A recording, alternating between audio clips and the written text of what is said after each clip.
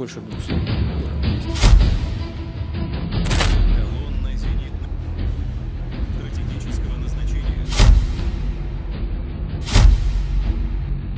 ประธานาธิบดีวลาดิเมียร์ปูตินแห่งรัสเซียจากที่ให้สัมภาษณ์ชุดใหญ่กับรอสซิยาทีวีของรัสเซียซึ่งมีการออกอากาศก่อนการเลือกตั้งจะเกิดขึ้นในวันที่ 15-17 มีนาคมนี้โดยปูตินได้พูดถึงประเด็นเชิงลึกระหว่างรัสเซียและตะวันตกดังนี้ 1. แวมไพร์บอลของตะวันตกกำลังจะจบลงประเทศที่ไม่ใช่ชาติตะวันตกกำลังดิ้นรนเพื่ออธิปไตยและกำลังจับตาดูด้วยความสนใจขณะที่รัสเซียเผชิญหน้ากับสหรัฐและพันธมิตรชาวตะวันตกฉีกประชาชนที่ยากจนในแอฟริกาเป็นชิ้นๆรวมถึงแสวงหาประโยชน์จากละตินอเมริกาและเอเชียมาเป็นเวลาหลายร้อยปีแล้วพวกเขาคุ้นเคยกับการเป็นมนุษย์กินคนแต่พวกเขาต้องตระหนักว่าความเป็นกลุ่มแวมไพร์นี้กำลังจะถึงจุดจบแล้ว 2. รัสเซียพร้อมทำสงครามนิวเคลียร์การที่สหรัฐคิดส่งกำลังทหารจำนวนมากไปยังยูเครนจะถือเป็นเส้นแดงสำหรับรัสเซียแต่ตนก็เชื่อว่าสถานการณ์นี้ไม่น่าจะเป็นไปได้สำหรับรัสเซียนั้นความขัดแย้งในยูเครนมันคือเรื่องราวของชีวิตและความตายแต่สำหรับสหรัฐมันคือเรื่องการปรับตำแหน่งทางยุทธวิธีทั้งในยุโรปและทั่วโลกอย่างไรก็ดีรัสเซียก็พร้อมหากสหรัฐพยายามเล่นเกมอันตรายเพื่อหาผู้กล้ารัสเซียก็พร้อมที่จะใช้อาวุธนิวเคลียร์ซึ่งคลังแสงของรัสเซียก็ล้ำหน้ากว่าใครๆแต่สหรัฐก็เชี่ยวชาญพอที่จะหลีกเลี่ยงไฟแห่งนิวเคลียร์นี้ 3. ไม่มีเส้นแดงประธานาธิบดีเอมานูเอลมาครงแห่งฝรั่งเศสเคยพูดว่าตะวันตกไม่ควรจะมีเส้นแดงกันเมื่อต้องเผชิญหน้ากับรัสเซียซึ่งตนมองว่าวาทกรรมดังกล่าวคือความเพ้อฝันและปลูกปั่นตัวเองของนักการเมืองเท่านั้น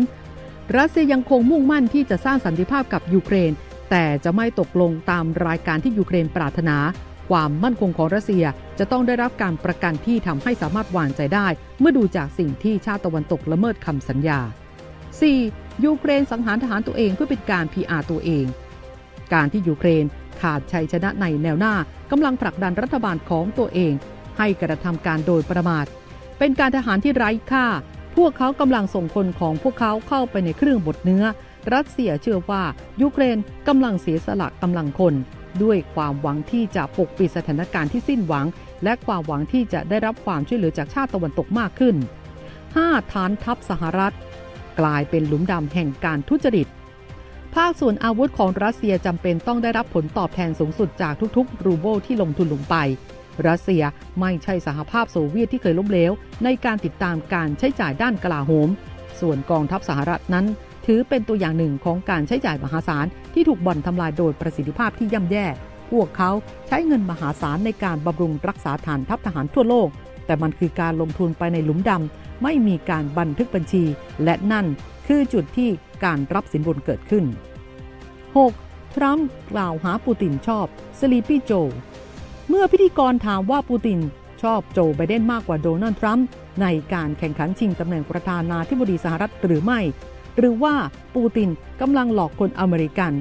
เมื่อตอนที่บอกว่าใครคือคนโปรดเมื่อเดือนที่แล้ว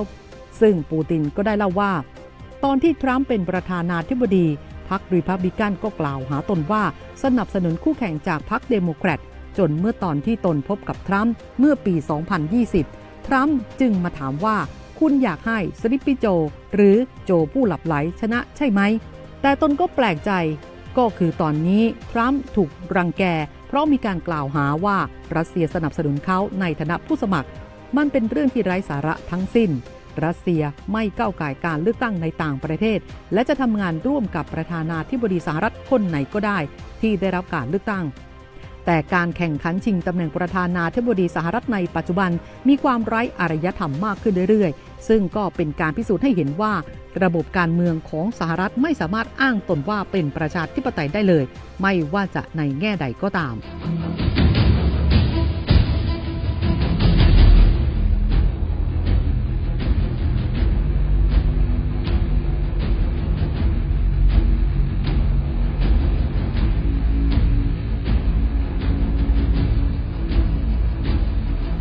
ทั้งนี้ในช่วงหนึ่งของการให้สัมภาษณ์พิเศษกับสื่อรัฐบาลประธานาธิบดีปูตินกล่าวถึงกองกำลังนิวเคลียร์3เหล่าซึ่งเป็นการแบ่งประเภทของอาวุธนิวเคลียร์ตามรูปแบบการใช้งานได้แก่ขีปนาวุธข้ามทวีปหรือ ICBM ยิงจากพื้นดิน เครื่องบินทิ้งระเบิดทางยุทธศาสตร์ที่ปล่อยขีปนาวุธจากอากาศและขีปนาวุธยิงจากเรือดำน้ำหรือ SLBM ว่าทั้ง 3 เหล่านิวเคลียร์ของรัสเซียมีประสิทธิภาพที่สุดปูตินกล่าวต่อไปว่ารัสเซียและสหรัฐยังคงเป็นเพียง 2 ประเทศบนโลกซึ่งมีกองกำลังนิวเคลียร์ 3 เหล่าแต่ของรัสเซียทันสมัยมากกว่าของสหรัฐมากและพร้อมใช้งานอาวุธทั้ง 3 เหล่าเพื่อตอบสนองต่อทุกภัยคุกคามที่จะส่งผลกระทบถึงความอยู่รอดอธิปไตยและบูรณภาพแห่งดินแดนของรัสเซีย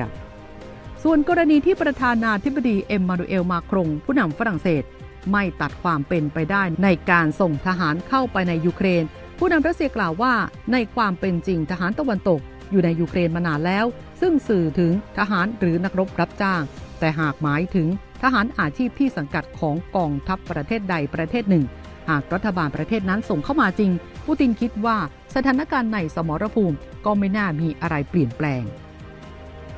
Weapons are there to be used, and we have our own principles, rules of engagement, and we are ready to use any kind of weapons, including the ones you mentioned. If the existence of the Russian state is at stake, if our sovereignty and independence is at stake,